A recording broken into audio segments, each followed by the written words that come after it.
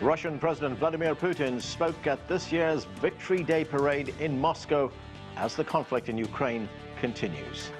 Hello, I'm Anton, and this is The Heat.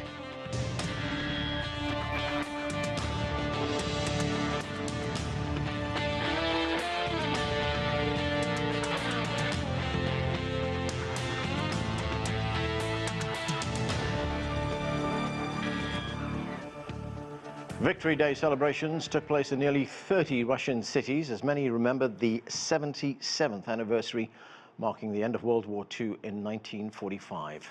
We begin with this report from CGTN's Jiaxin in Moscow. Hurrah!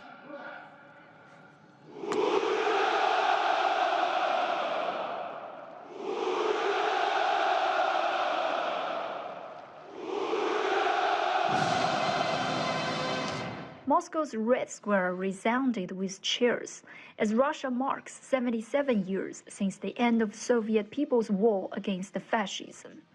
11,000 soldiers and cadets marched past President Vladimir Putin with their chins high. As tanks rolled through the city streets, the Victory Day's parade went ahead as scheduled amid the Russia-Ukraine conflict, which has already entered its third month. President Putin paid tribute to his soldiers at the battlefield and said that Russia has made a timely decision to fight against the Western's aggression. Russia has given a preemptive rebuff to aggression. It was a forced, timely, and the right decision. The decision of a sovereign, strong, independent country. Over the past 2 months of turmoil, Russia has been subject to multiple rounds of Western sanctions. Negotiations between Moscow and Kiev remain at a standstill. Russia is not an aggressor, not a conflict-driven country. There has been a reversal of the coin, and we are under pressure now.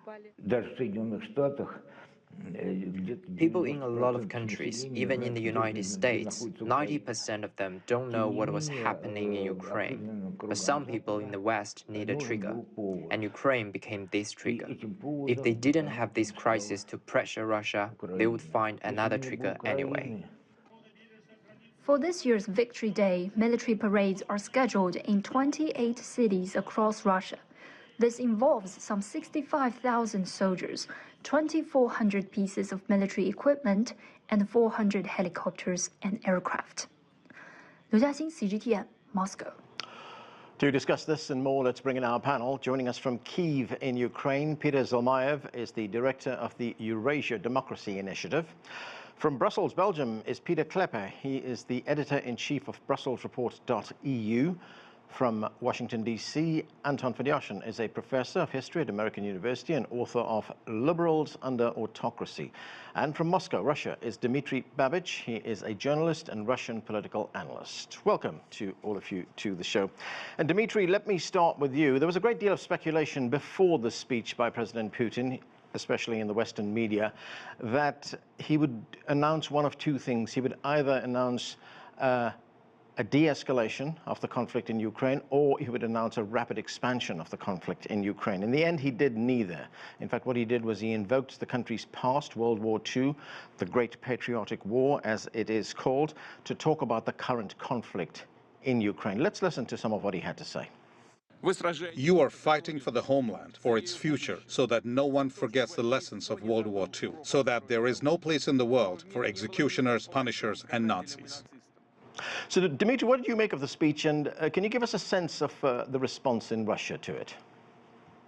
Well, first, you are quite right that in the Western media there were wild expectations, like he would declare officially a war on Ukraine, or that he would declare a general mobilization, and none of that happened, thank God. In general, I think very pessimistic predictions about Putin, they are never timely. I mean, he can do unexpected things. He has shown it many times, but not in the way the Western public expects him to do these unexpected things. So what do I make of his speech? I think he basically addressed the majority of the population. What he said is very much the sentiment in the country. Whether it's right morally or wrong, well, I would not agree 100% with what he said, because of course what's going on is a tragedy. And basically he admitted it. He said that something worse could happen, that basically NATO was expanding and that NATO was planning some terrible things against Russia. He prevented them from happening by starting that attack on Ukraine. Well, that can be bought by the majority of the population. But I think what we lacked in his speech was this word tragedy, because let's not forget that Ukraine also participated in the fight against Nazism, and that Ukraine lost millions of people in that war. Not only Russia lost millions. However, people in Russia know, and this is something that makes it different from the West, the situation was the situation had been terrible for all of these 8 years between Maidan revolution and this invasion of Ukraine by Russia. For 8 years, a lot of people, my friends, could not visit Ukraine. You know, the Ukrainian government even prohibited Gorbachev from visiting Ukraine. You know, the very person who actually, I think, made Ukrainian independence in 1991 possible. Mr. Gorbachev cannot visit Ukraine. That's a travesty to my mind. So things were getting worse and worse, and suddenly there was this dramatic decision that, you know, the West thinks that this is for the worst 100%. In Russia, there are hopes that maybe some kind of a solution may be found, preferably through a negotiation. Pieter Zalmayev, you know, as I said, there was speculation that we'd get some idea of where this war, in which direction it was going from the Russian side. We expected that in the speech from Vladimir Putin today. We didn't get that. What are your thoughts on what the Russian president had to say? Well, my thoughts are that he's probably, you know, sent a signal that, you know, he, you know, realizes that, you know, things have not gone according to plan. He has demonstrated that he's at least still, you know, operating in some sort of a, you know, a modicum of reality, because most Russians, despite their professed, you know, level of support for this, as the Russian government calls it, a special military operation, their support for that is probably shallow, and he realizes that most folks, most Russians, don't actually want to have their kids sent to the front to die outside of Kharkiv or, you know, Izium. Most young Russians don't want to go and be sent there to die. And part of the reason is that from the very beginning, the message the Kremlin has tried to sell to Russians why it is involved in the war in Ukraine has been that of confusion. First, they went to, you know, to try to help the people of Donbass. Then they said that it was about denazification of Ukraine. Then they said they're doing this to prevent the expansion of NATO. So really, there's no understanding of what it is that Russia is fighting for. It is going to be sooner or later clear to most Russians that this is not a righteous war. This is not a war Russia can hope to win. They are fighting a colonial, you know, style war, whilst Ukrainians are fighting a much more black and white fight for their country. Right, Peter, was there any kind of expectation in Ukraine on what may have been announced today? In Ukraine, well, a lot of Ukrainians expected Putin to declare a full mobilization or declare a war in Ukraine. I myself was very cautious about that. I did not think that first Putin would use this sacred occasion to say that, you know, and while I said that, you know, Putin does realize that full-scale mobilization may actually cause downfall of his regime. You know, I would caution against the interpretation just yet, simply because whatever Putin did not decide to announce on May 9th, he can still continue to do. And, you know, just as we speak, there are still sirens going around in Kiev and other Ukrainian cities. The terror that Putin has unleashed against us has not stopped. Right. Pieter Cleppe, President Putin did offer his reasoning for this conflict, saying it was incited by NATO and NATO's growing presence in the region. Let's listen to that part of the address. Russia has always advocated for a system of equal and indivisible security, a system that is vital for the entire world community. Last December, we proposed a treaty on security guarantees. Russia called on the West to engage in honest dialogue, to seek sensible solutions, and to take each other's interests into account. All was in vain. So, Peter, though we have the Russian leader saying there that Russia did offer a comprehensive set of security proposals that would form the basis for discussion and some kind of new security outlook in Europe, but nobody responded. So does he have a point when he says those things he just said? I don't think so. If you look at what Russia was proposing, it was effectively that Poland and the other Central European and Eastern European countries that joined in the 90s would no longer enjoy NATO military protection. So, of course, that was an extreme demand. It's also not the case. It's objectively not the case that European leaders did not engage. I mean, we all remember French President Macron, who has been visiting Putin until just before his invasion, when he was sitting on that long table, trying to talk Putin out of doing anything stupid. And I think now Putin realizes that he made a major mistake. There's no way he can win on the long term from this. So this is now at best for him an exercise in damage control. But right. I don't think he can just pull out like that. I mean, he's not going to get away with that, I think, I fear. Peter, these were a set of proposals that the Russian leader tabled, and we know that negotiators normally come to the table with their most extreme positions on day one and then negotiate from there. That is true, of course. I do think that if you can blame the West, it's not because insufficiently engaging with these latest proposals. I think the failure has been not to make more of an effort to to keep the communication lines with Russia open. I mean, what we've seen is a slow return to the order during the Cold War. I mean, Putin is a KGB man. Yeah. They were one of the the powers during Soviet times, and of course there's differences, but there's a lot of continuity, unfortunately. And I believe that over the last 10-15 years, despite the fact that of course Russia has been invading, I think more of an effort could have been made from the West to at least continue talks with Russia. Anton, Fedyashin, of course, this day marks the Russian victory over Germany in World War II, the Allied victory over Germany. Of course, President Putin referred to that in his address in Moscow today, but he also used that history to frame the current conflict as a battle against Nazis. What did you make of it?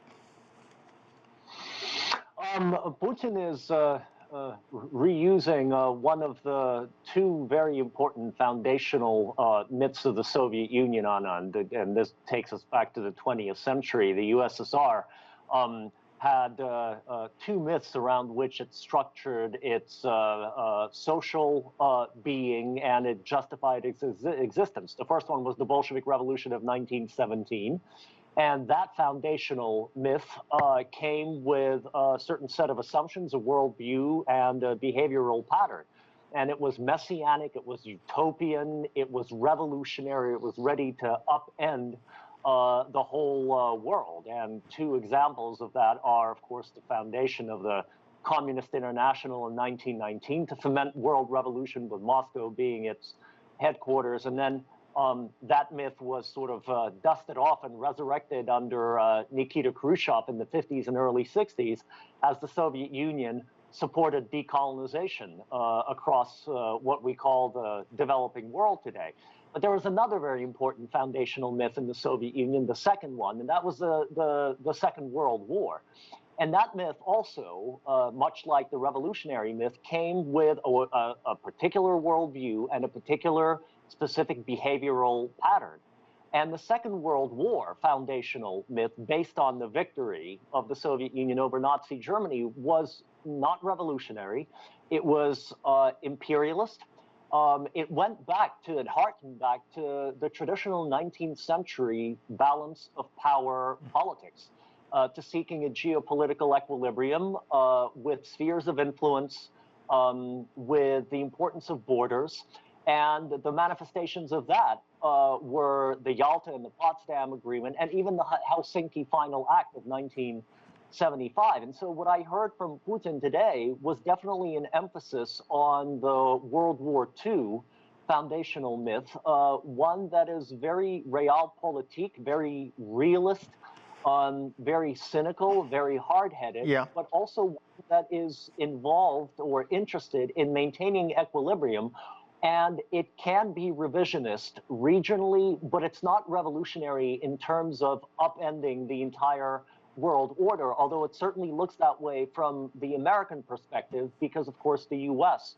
is interested in maintaining a Western hegemony.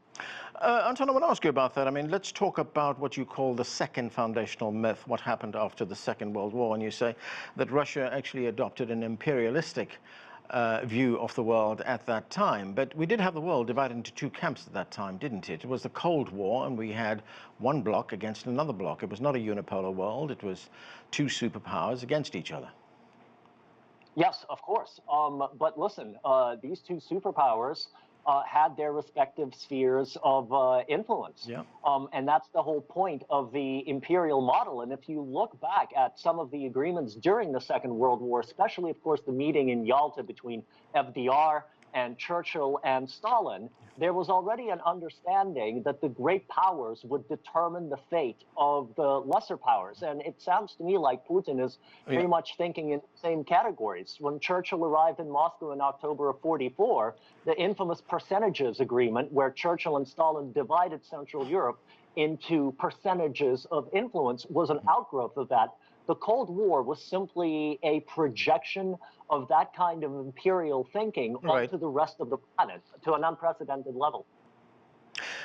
Dmitry Babich, I want to get back to something that Pieter Zalmayev said a moment ago, and that is about Russia's aims in this conflict in Ukraine. We were initially told that this was about demilitarization, about denazification, and about Ukrainian neutrality.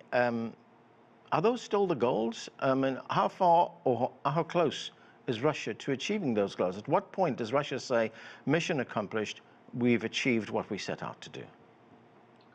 Well, I think that a lot of what Pieter Zalmayev said was true, but I wouldn't agree that aims changed. At first it was denazification, and later it was prevention of NATO expansion. No, from the very start.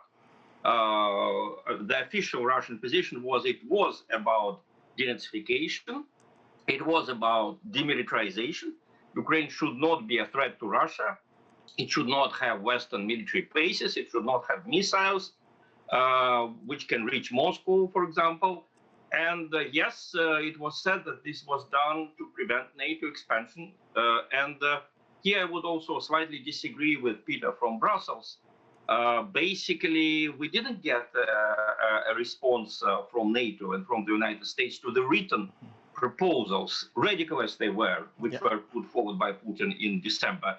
NATO's response was just hollow. It was, NATO said it was a defensive organization, period.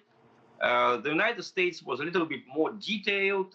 They suggested arms control measures, but both of these responses did not exclude Ukraine's future membership in NATO. And I think that was one of the roots of the tragedy that we are facing now. Dmitry, I will just finish very quickly because I wanted also to touch upon what Anton Fedyashin has said.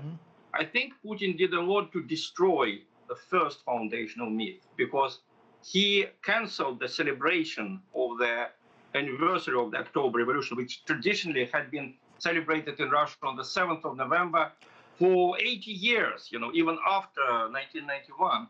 So Putin was the first one to cancel it. And if you look at Putin's rhetoric, it's interesting. The Western rhetoric is about change of regimes, regime change, which is very much like the world revolution of the Bolsheviks.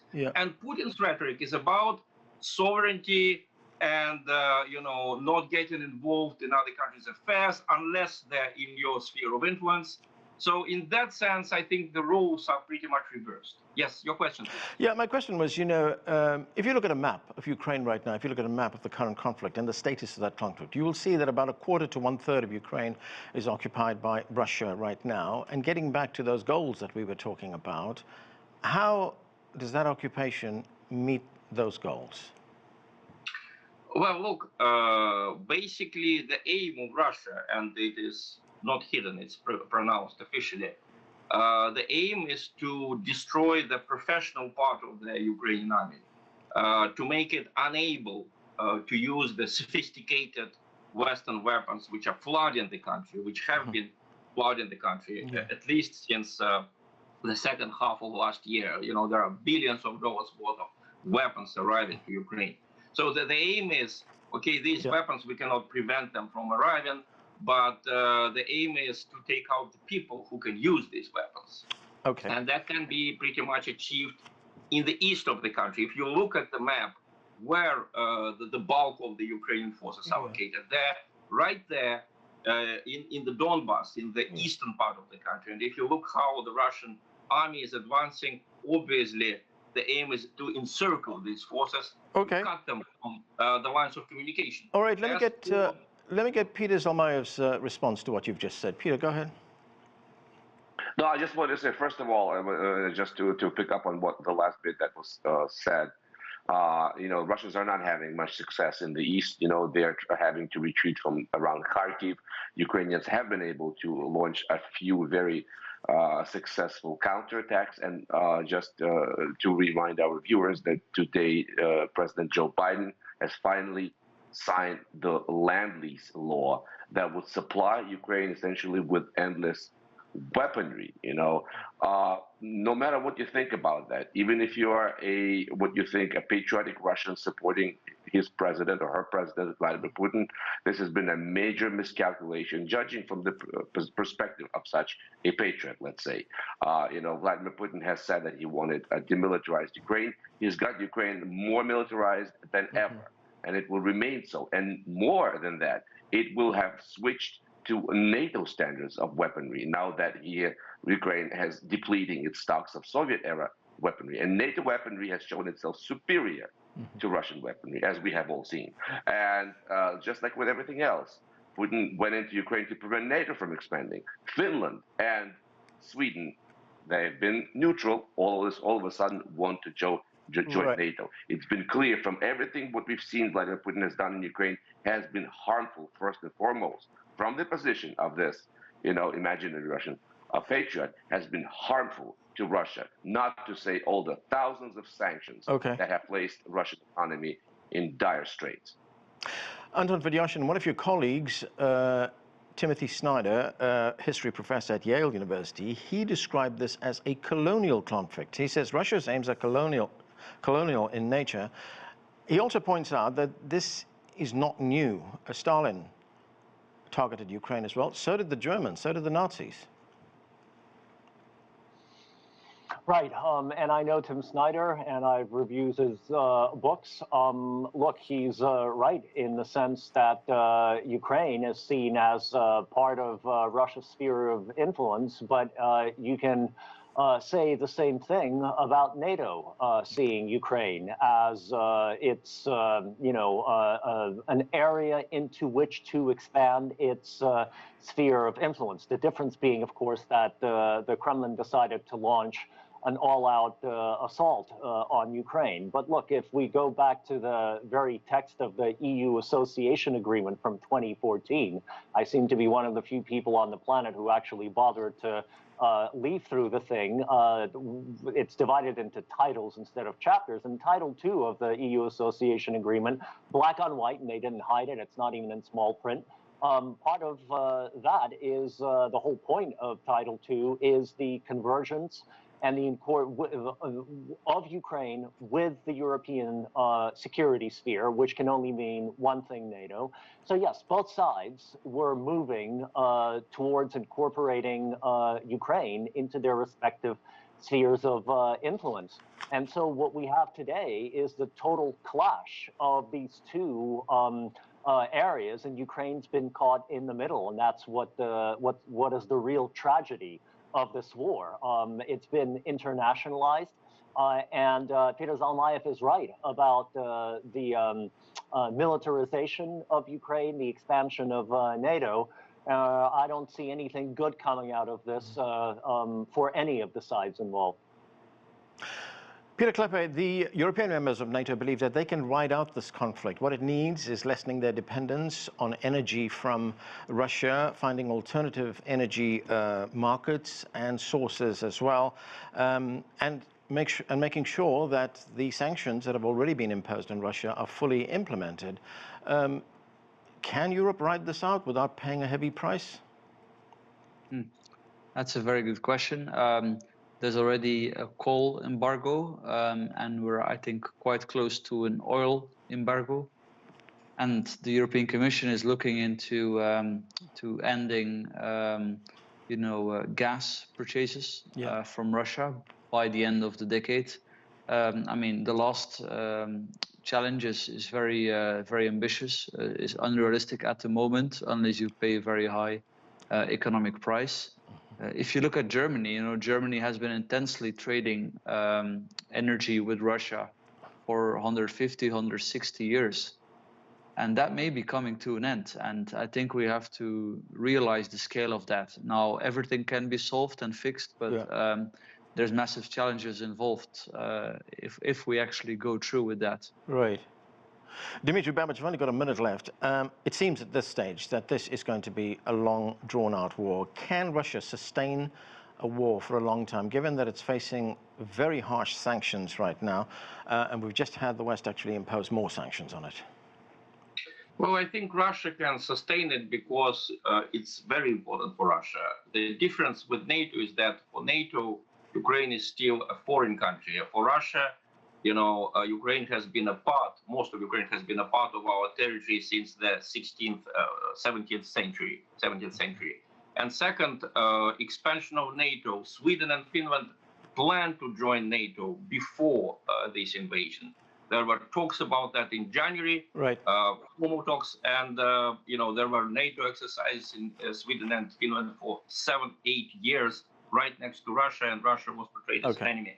So we didn't lose much in that sense. It was going to happen anyway. Okay, and we have to leave it there. Thank you to all of you for being with us. I'm Anton in Washington, D.C. Thanks for watching.